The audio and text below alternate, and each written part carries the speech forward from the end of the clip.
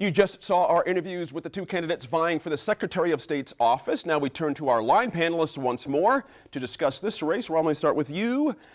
Doesn't appear to be any polling on this race quite yet, but just anecdotally, your gut feeling, what surprised you about from these two interviews? Not really that much, because Diana Duran's always been talking about voter integrity, Sure. and Maggie Toulouse-Oliver has been talking about let's get greater voter turnout, Sure. and both those ladies, that's basically what they hammered home. So it didn't really surprise me that much. Right, interesting. Lieutenant Governor, I mean, this is the kind of race, this office is difficult to cut, stark differences, because the central role is to keep everything, the integrity and the ships running, so to speak.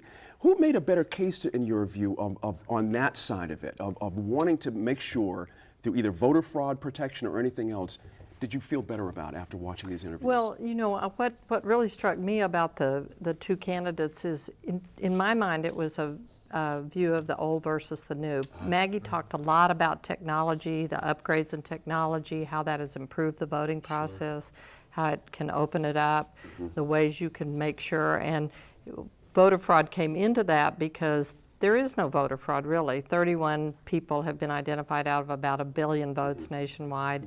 That's an old red flag that Diana Duran and many people keep raising when they want to talk about Was she fraud. effective with that, with the Columbus, New Mexico example she laid out? Sunland Park. Oh, my fault again. And Sunland Park, there's a there difference. have been a couple of convictions in The Sunland Park. Sunland, yeah, a couple of convictions. When you think about all the votes that are cast Right. and how much time and money, she had a real stumbling block when she did that 64,000 and gave it to the state police. right. And it actually showed a kind of a lack of knowledge about whose responsibility is what. The state police don't really have a responsibility to go track down people who are registered at the wrong address or Right. whatever those things. But I thought it really showed kind of that stark, and I thought that in the congressional debate, the old versus the new, there were a lot of new things that Maggie was talking about that Diana really did not address. Sure. Tom, is she being Ms. Toulouse-Oliver, the right vehicle to deliver those kind of messages? She was very forward-leaning, thinking about tomorrow. You could tell she was really thinking about what she wanted to do. Of the two interviews, I felt that Toulouse-Oliver really was more prepared, and she really brought her A game, whereas Secretary Duran was really more resting on her laurels. And the one thing that struck me about this whole conversation was the discussion, and I thought it was a great question about hyper-politicizing. Yes. And I think both candidates are guilty to some degree with that. But I thought that it was very interesting to see how they both approached the question and how they both responded. Like, right. Who would hyper-politicize something like this in an elected office? So for me, that was entertaining. But overall, I think to answer your question, I believe that Maggie Toulouse-Oliver did a good job in really being that forward thinker, saying, here's what we'd like to accomplish. I think her biggest, she has a really good chance, I think, to win this particular race for a couple of reasons. One, being that just seeing how prepared she was, but two, she's been getting a lot more ink lately over the last 6 to 8 months in the headlines than the secretary has. It's hard to break out as a clerk, to get people to know who you are. You know what I mean? You show up every 4 years or 2 years. It's a difficulty. That's true, but I will say that my sense here in Bernalillo County is that Ms. Toulouse-Oliver is liked and respected, that voters feel that she's done a good job. Under her tenure, we've seen the rollout of I've forgotten the exact term, but it's, you can kind of vote anywhere, and the computer systems can handle it. And so we've seen in Bernalillo County her work in action, the results of that, and it's been very positive, I think, for us here. In some ways, I think, though, that as well, that Duran represents the more rural perspective. She talked about, I believe she talked about, or maybe Maggie did, this votes won or lost by one vote, which doesn't typically happen in the larger communities. That's a small community situation, and I think that really showed that she had that smaller community, rural New Mexico perspective. I did appreciate Maggie coming back, Ms. Toulouse-Oliver coming back and saying, if we had more voters, it might not be that close. That's an interesting point there. Good pick up there. That's interesting. Rob, what was interesting in the exchange that Gwyneth put to both of these folks was the idea of what happens when you have same-day registration.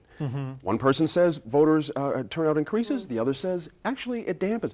Who made the more credible case on that to you? Probably depends on which side of the political spectrum you fall. Because fair enough. on the one side, you could say, well, if we need same-day registration, that would help boost turnout. But then, if we're going to have same-day registration, don't we need to make sure that the votes that are properly cast are counted? That's right. So I would disagree a little bit. I mean, I didn't know that if Maggie did better than Diana on this. It seemed like both of them did fairly well for themselves.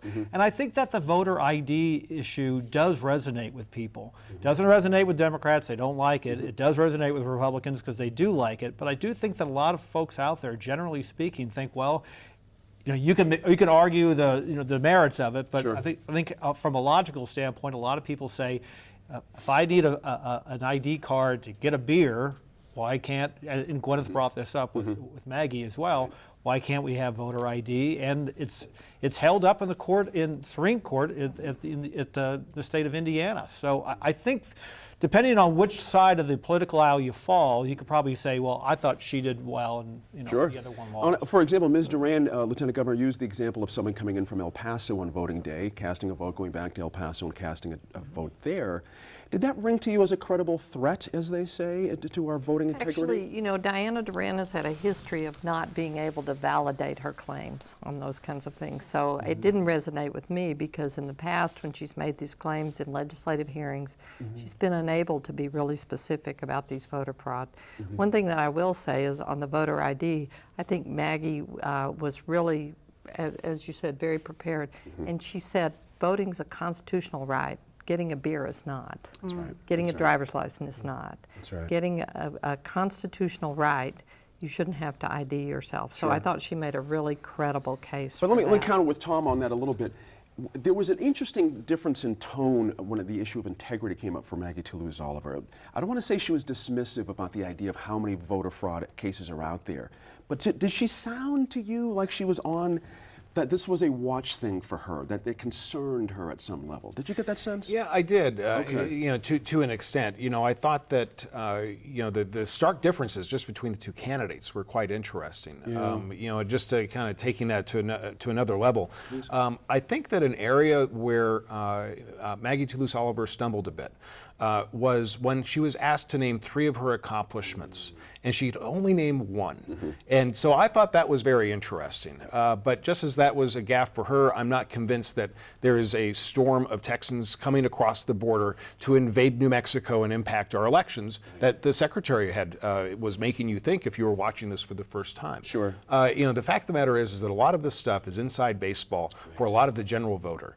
And the only folks who really get into this outside of this fine That's right. people are those who watch this type of stuff inside right. party circles and That's right. stuff. So it's great conversation, but I think we have 2 very different candidates. Yeah, very much so. Under a minute, Sophie, again, to the challenger, it's always upon the challenger to make the case. Did she make the case for change? I think, to Rob's point, I think that within the community that agrees with this idea of additional, freeing up the vote, allowing more people to come in and encouraging voting, I think that she made a good case. It really is going to come down to, though, which side you kind of already are on. That makes sense. That makes sense. Next up, the line looks at recent developments in the shakeup in the state's behavioral health system.